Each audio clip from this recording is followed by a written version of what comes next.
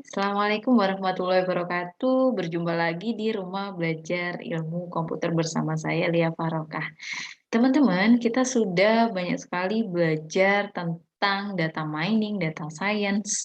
Nah, bagi teman-teman yang ingin melihat video-video sebelumnya bisa melihat di playlist data mining. Nah, kita juga sudah mencoba menggunakan salah satu tools data science yaitu Rapid Miner untuk mengelola, menganalisis dari data kita. Nah, step berikutnya kita akan share tentang, di mana sih kita bisa nyari, data-data yang bisa kita pakai olah gitu ya, baik untuk data skripsi maupun data untuk publikasi misalnya. Nah, ini kita akan mencari dataset untuk ide riset atau ide skripsi, di data science, data mining dari Badan Statistik dari Kaggle dan juga USAID Machine Learning. Ini adalah part one of 3 gitu ya. Ini adalah bagian pertama. Nah, untuk tujuannya gitu ya, kenapa kok kita butuh mencari dataset? Nah, kita sudah belajar algoritmanya, kita juga sudah belajar tools-nya. Nah, sekarang kan kita butuh datanya yang buat kita olah ya, teman-teman. Nah, sebenarnya banyak sekali, nggak hanya 3 tadi ya, ada, kalau di Indonesia sendiri ada data di berbagai daerah, misalnya data yang pusat.data.go.id, dan yang lainnya, cukup banyak. Cuman saya akan membahas 3. Nah, yang pertama adalah Badan Pusat Statistik. Nah, sebelumnya gitu ya, jenis data itu ada 2 teman-teman, yaitu data private dan juga data public. Nah, data private itu adalah data misalnya kita sedang melakukan sebuah percobaan. Nah, kemudian kita menghasilkan sebuah dataset. Nah, itu ketika data itu berada di tangan kita itu data private. Nah, data public adalah data yang dipublish di beberapa website yang memang bisa diakses oleh berbagai orang gitu ya. Entah itu tujuannya orang itu bisa jadi dia ingin meningkatkan akurasinya dari percobaan algoritma sebelumnya dari orang lain. Nah, contohnya nanti kita akan bahas.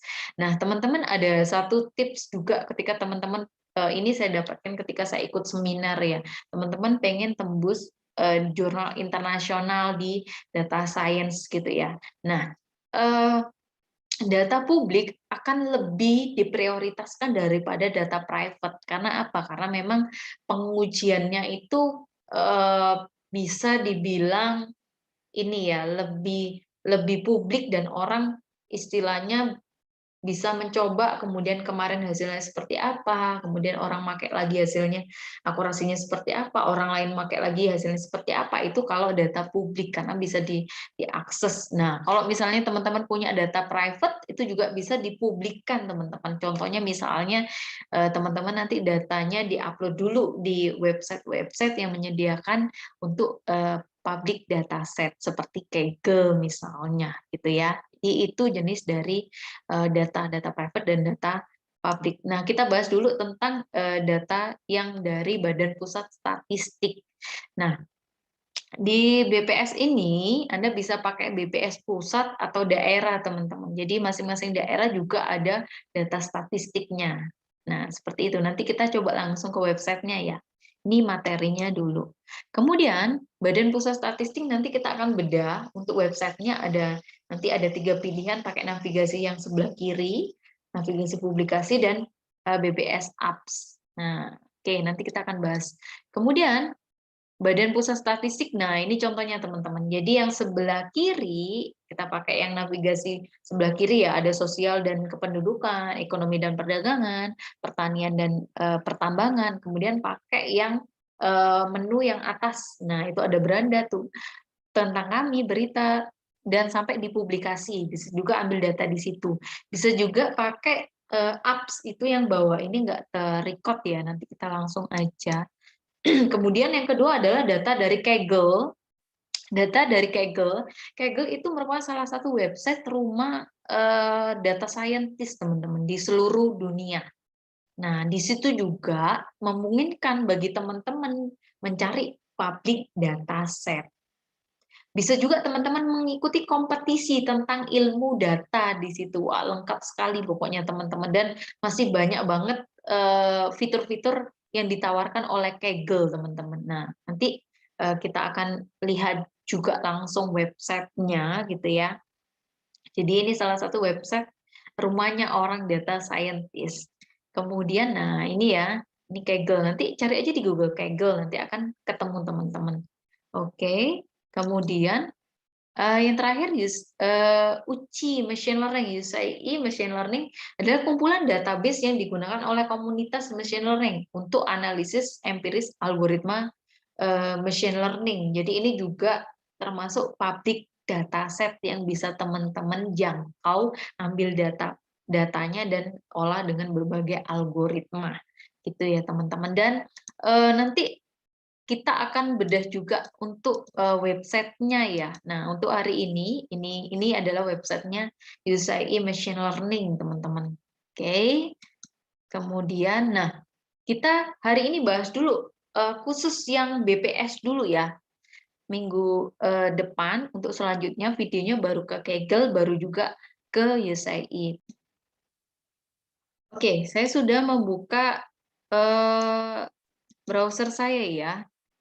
Badan Pusat Statistik. Nah, saya cari yang pusat dulu ya, teman-teman. Nah, tinggal ketikkan di Google, klik Badan Pusat Statistik. Kita pakai navigasi yang sebelah kiri dulu, teman-teman. Nah, ini banyak banget udah diklasifikasikan dengan baik, teman-teman. Ada tentang data sosial dan kependudukan dengan berbagai macam klasifikasinya, ada ekonomi dan perdagangan dengan berbagai macam datanya, ada pertanian dan pertambangan dengan berbagai macam datanya. Wow, ini surga banget nih untuk teman-teman bisa menulis paper. Kalau nggak punya datanya, cari aja di sini teman-teman. Nah, contohnya sosial dan kependudukan. Nah, di sini misalnya saya cari data perumahan ya teman-teman ya. Nah, data perumahan ini di sini juga ada banyak sekali datanya teman-teman. Kemudian banyak sekali pilihannya di sini. Nah, ini saya coba ambil satu ya. Ambil contoh satu data misalnya adalah bentar, saya mau data tentang pariwisata aja deh, pariwisata mungkin. Nah, pariwisata, nah ini contohnya misalnya jumlah kunjungan. Oke, saya cari yang datanya agak besar ya, teman-teman ya. Oke. Hmm. Nah, ini jumlah kunjungan wisatawan mancanegara ke Indonesia menurut pintu masuk dari tahun 97 sampai 2017. Nah, ini cukup lama ya, cukup panjang. Nah, itu bisa, ini contoh aja. Udah saya klik. Nah, ini datanya dari pintu masuk bandara, teman-teman. Jadi tahun sekian, tahun sekian, tahun sekian. Nah, cukup banyak dan ini pasti sudah bisa diolah ya. Teman-teman pasti akan kepikiran, ah ini mau diapain nih? Oh oke, ini kayaknya di clustering bisa gitu, misalnya kayak gitu. Kemudian analisisnya nanti seperti apa? Oh, bisa jadi analisisnya mungkin katakanlah di cluster berdasarkan bandara mana sih yang paling banyak dari kedatangannya, mungkin bisa nanti ke arah kebijakan, mungkin ada treatment-treatment khusus di klaster-klaster yang bandaranya paling rame. Nah, banyak hal yang bisa diolah sebenarnya teman-teman. Kemudian klik kanan, yang di kanan atas ini ada unduh tabel. Nah, silakan diklik. Nah, ini bisa sudah terdownload. Kita klik ya teman-teman. Nah, ini sudah bentuknya seperti ini ya, sama ya. Nah, oke. Itu ya teman-teman. Jadi cukup banyak sekali yang bisa teman-teman olah gitu ya. Ini contoh. Oke, dan masih banyak lagi. Ini pakai navigasi sebelah kiri. Kita coba ambil yang publikasi. Nah, navigasi atas ya, ini publikasi. Saya klik contoh misalnya saya mau ambil data tentang apa ya? Coba apa yang menarik kira-kira yang bisa diolah. menjadi tugas kesehatan misalnya. Saya coba cari yang tentang kesehatan. Nah, misalnya tentang eh,